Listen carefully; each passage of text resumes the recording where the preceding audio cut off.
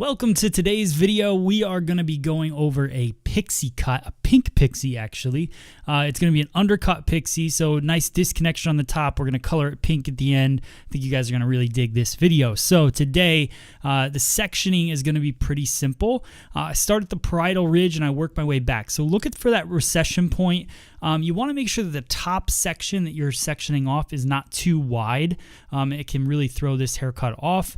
Also, you're trying to make some texture live on top of the head. If you go too far down on the parietal ridge, then hair will start hanging over in the final look. So a nice rectangular shape goes right down to the middle of the crown area, and we section off that top. Now I'm using the Paul Mitchell Pro Tools Express Ion Dry. It's the Turbo Light dryer. So it's a brand new dryer from Paul Mitchell. I'm going to use this to blow dry the bottom portion of the head. So after you shampoo, I always like when I go in with my clippers not to go in with the wet hair. It just helps kind of get everything into the clipper better, and also keeps the hair nice and smooth and works out any cowlicks. So you just go through and you cut it really nice and all the hair is laying the right way. So I'm using my Andis cordless clipper, and I'm also using a 2-guard to start out, and that's really just to remove the bulk. It's also really where I want the hair to end at about the parietal ridge. So I start by just taking out all that bulk. It just makes it easier for me. Some people like to start with that short section first, leave the long hair in there. I like to get most of it out of the way, especially if I'm going to cut the whole thing at a 2 level anyways. So I work my way through, working the clipper back and forth. Key thing with using a clipper, guys, is just to make sure that you don't just go in one direction, because hair kind of does grow in multiple directions. Even though we do that blow dry to prep the hair, it's still good to go back and forth in different directions to make sure you get every little bit possible. Now I jump all the way down to the 0-guard, and this is a trick that I want you guys to try when you're working in the salon, especially if you're not a barber. I'm not making this video for barbers. If you are a hairdresser and you're not used to using clippers, going in using your highest clipper first, take the bulk out, then go in with your lowest clipper and draw your line around the head shape. This is something I've really been working on. I have had some barber friends come in and film some videos, so I learned some things. I really like working with my lower guard all the way, creating that line and really just drawing an outline of where I want the shadowing to be in the haircut. So we're going to do a lower fade, so I want the weight to kind of come down just at that occipital bone area, and then I clean the rest off at a 0-guard. Now this is Mary. I've done multiple cuts on Mary. You guys have watched them on YouTube for sure. She really wanted to go nice and short, showed me this really short haircut. So I thought it was really cool being able to go in and try out those fading techniques. So now I jump to a 1-guard, and that 1-guard is going to be fully open. So you'll still see a line following the ridge of the head, but you notice that line really hugs the head shape, and that's what you want, because you want to really accent what her head shape is. So I work my way through there, 1-guard fully open. You'll still see that line because we're going from a 0-guard to a 1-guard open. So there is going to be a little bit of shadowing in there. So I work my way through. Then I'm going to go in with my YS Park barbering comb. This is available on Free Salon Education. I believe it's the 2... Actually, I don't remember the number. But just look up barbering combs on Free Salon Education. You can see this one on there. I use this for my clipper over comb, so I completely close the blade on the clipper, and I go through and I just take away some of that shadowing with that. That's my personal preference. You could do it with a guard as well. So now, cleaning it up. I got this, picked this up at the last hair show I was at in Philadelphia, at the Andis booth. So I paid my own money for it.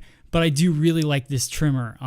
So I like it. I like a T-trimmer for all the detail work. It cuts really nice. It's got lots of power, and it's cordless. I like working with cordless tools. So now I wet down the top of the head. This is where the haircut, to me, gets interesting, right? So, and this is where I think a lot of people have challenges. We're going to make a lot of movements on the top of the head. So really make sure you stay focused. Don't worry about pausing it, rewinding it, and really watching the sectioning that I'm taking. So this first section that I take it right at the crown, and then I comb everything down. This is really where that cowlick area is, and what I wanted to do is create a line. Now I'm trying to get a little more creative with this cut. So what I'm going to do is create a stationary guide. The haircut's going to flow to the right-hand side. So I'm taking diagonal forward partings and I'm over directing them to that stationary guide. And what that's going to do is but push more length towards the right ear, right? So you'll start to see that line kind of unfolding. So I just keep taking diagonal forward partings, bringing them over and cutting it in my fingers, palm to palm. So notice, I'm going to comb this out. Notice that line and the length, and it's just an asymmetrical line. It looks really cool on the head. And now I'm going to connect it almost like a U shape, and I'm going to start another stationary guide for the top part of the head. So that's what's cool about this cut, I think, because obviously if you comb everything over to this side, it's very heavy. But what I'm doing is I'm removing a ton of weight from the very back portion of the head, and I'm pushing all the weight to the front. So what that's going to do is give me more hair to play with in the dry cut portion, and also remove that bulk from the back of the head. Also, I should mention the scissor that I'm using is my new scissor that just came out. It's available on freesaloneducation.com. So if you're looking for a new scissor, it was manufactured in Japan by hand by Mizutani. I'm really proud of this scissor. I was involved in the entire design of the scissor. So it's every spec that I love, how it fits in my hand and everything. So I know you guys will like it as well. A lot of thought went into this scissor.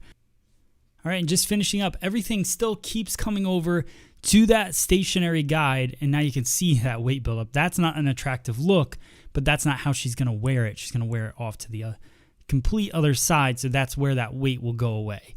Now, I'm going to connect this line all the way down to the front forehead area.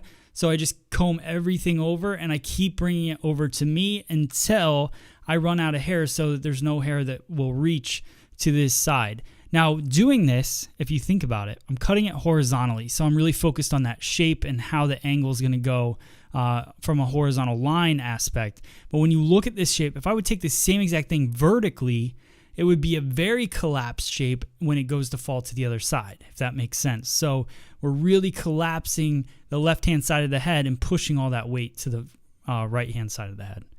So now I continue that line all the way across, over directing everything back and just connecting it together. And then from there, I've got my guide. And now we're working with the heavy part of the head. So that's why I say that this is interesting, because a lot of people just cut their line, then go into a ton of texturizing techniques, take out the bulk, but nothing really has a rhyme or reason to it. The reason I'm now elevating the hair is because this is the heavy side of the head. So I want to elevate it. I switched to a point cutting technique instead of blunt cutting because I want to add more texture and take out some more weight on the lines that I'm creating, and I'm over directing everything back. So I do that, I blow it dry, and then what I'm going to do is go in and color it, and then when I rinse out the color and I blow it dry one more time, then we'll go in and do our dry cutting technique. So we're using Paul Mitchell Pop XG. It's a fantasy color. I mixed pink and red and hot pink, and like I mixed tons of peach all together. We wanted to make a pink color that just was a little earthier looking. So it wasn't just like a really bright fantasy color. It was a little bit softer. So I think you guys will like the end result. So I just paint that on. That's fully scalp to ends, just painting it over the fact that she's already got blonde hair. So you want to make sure if you're going to do color like this, especially lighter pastel-y kind of colors on your guests, make sure that they're nice and light. They got to be at least a level 9 to really get the right effect. So Mary, we've been bleaching her hair for quite a while. She wanted to try something new, so the pink was kind of a nice fit. It also will fade out, so then it will fade out and also tone her hair, so you'll see. But check out that the kind of smokiness to it. I really love the movement and everything. And now I go and do some dry cutting techniques. Started out with point cutting because I really wanted to break up the lines that we created on the top. So we did some pretty blunt lines, over directing everything back to that stationary guide. So what point cutting does is just goes in and softens those lines. And then I go right across just above parietal ridge and I pull some of the hair down. This is hair that probably is going to fall off to the side, let's just say.